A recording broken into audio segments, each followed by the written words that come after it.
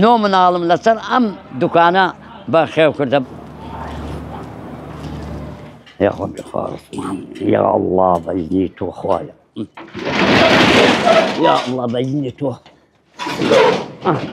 من نام فرود أحمد محمد ساڵی 1940 لەدایک بوومە لە 55 من خەریک پاسکیلم والله ئەوعانە 50 دینارێکتە بۆ یا پاشا خۆت بچێ 4 پاسکیل ساعاتێ یا بردیم جا هاتنەوە یا 20 پرسیانەدا یا 50یانەدای و نیمە 25 پرسم نییە بە قورعان لەیسە خۆشتر بوو ئێوەتانێ مرتاحنی بەخوا عیشێک هەرچەندی عیشەکەی بەس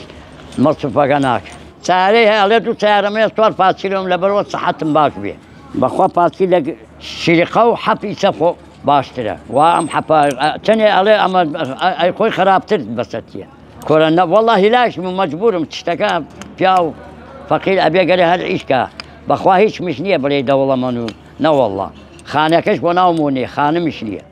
ئەوت بۆ بێر باوەمە سەی وەڵڵا ئەمە تۆزێک گێرشە با خاچکم ئەو کاتە سیارەی جار هەبوو ئای نۆ مناڵم لەسەر ئەم دوکانە بە خێو کردە بەسەوە تا خواوەکی بێ ئەوەتە نەماڵ بڵێ نە حوشمەیە ناهین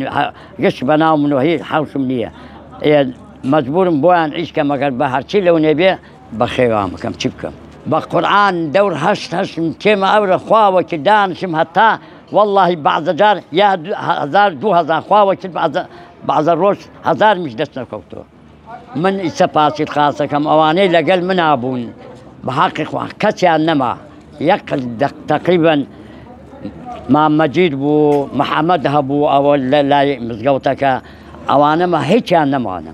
ئەوەی لەگەل ناپاسیل خاستکردە نەماوە بە حەقی ئەو خوا پاسیلە نەبێ خواوەکیل ئیسە ناتوانم هەتا ماڵ بڕۆ مەگە وە 2 ساعات ناگەم ماڵەکە ماژنیە زگە ئێمە ناکرێت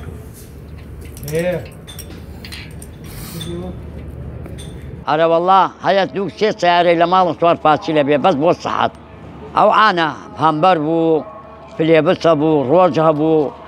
لە سینی هەبوو کورە دەنگلایت هەبوو زۆر هەبوو زۆر پاسیل ئارە وەڵا چی بکەین وەڵا ناچاری مرتاحین ئەیکە مەجبورم چی بکەم بۆ کێ بکەم بە قورعان پاسیل نەبێ هە لە برسا عەمەلی بەخوا مناڵ بێ خواوەکیل بێ ئەوە نەبووە سەیرم کرد بینێک سەرێکی هاتەتە لام تۆنی مام وتم کێ ئەمە کێیە بۆ خاتر وتم تو کێ من ناتناسم بەخوا وتی بەخوا ئەوە نەبوومە نازام لە هەفتاکانە چەنە هاتمە مناڵ بێت 4 پاسیلەکەتان بوومە وتم وەڵا ناتناسم وەکم لە خۆم ئەختیارتر بوو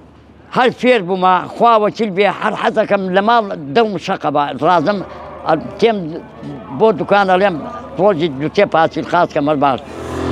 پێ سەیادوە هەردووکی